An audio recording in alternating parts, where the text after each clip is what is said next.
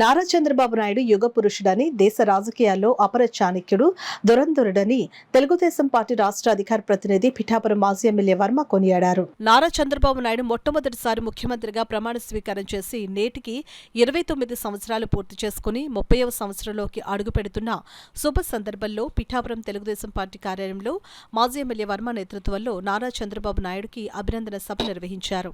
ఈ సందర్భంగా ఉమ్మడి ఆంధ్రప్రదేశ్ రాష్ట్రానికి విభజన అనంతరం ప్రస్తుత ఆంధ్రప్రదేశ్ రాష్ట్రానికి నారా చంద్రబాబు నాయుడు చేసిన సేవలను పలువురు కొనియాడారు. ఈ సందర్భంగా మాజీ ఎమ్మెల్యే వర్మ మాట్లాడుతూ నారా చంద్రబాబు నాయుడుతో తనకు 22 సంవత్సరాల అనుబంధం ఉందని, తన ఊపిరి ఉన్నంత వరకు నారా చంద్రబాబు నాయుడుతోనే రాజకీయాల్లో కొనసాగుతానని ఈ సందర్భంగా ఆయన తెలియజేశారు.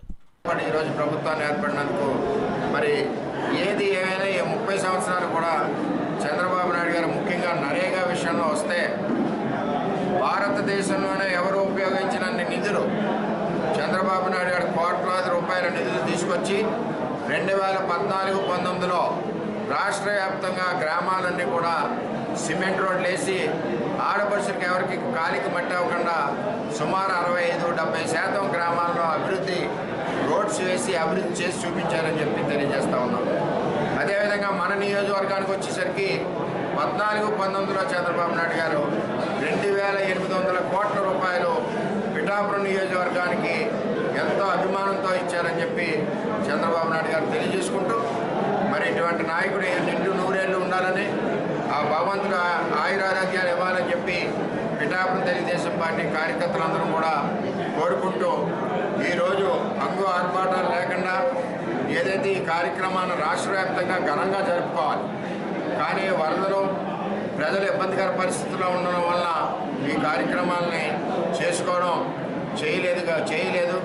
మేము ఏదో కార్యకర్తల సమావేశంగా పెట్టుకుని చేసుకోవడం జరిగింది తప్పితే, ఒకసారి జ్ఞాపకం చేసుకోవడం జరిగింది తప్పితే, మేము కూడా పిఠాపురంలో వరదలకు ఎవరైతే ఇబ్బందులు ఉన్నాయో వారితో పార్టీ చంద్రబాబు నాయుడు గారి ఆదేశాల మేరకు వారికి అండగా ఉండే సహాయ సహకారాలు చేస్తామని చెప్పి తెలియజేస్తాం. చంద్రబాబు నాయుడు గారికి 30 సంవత్సరాలు అవుతాయి.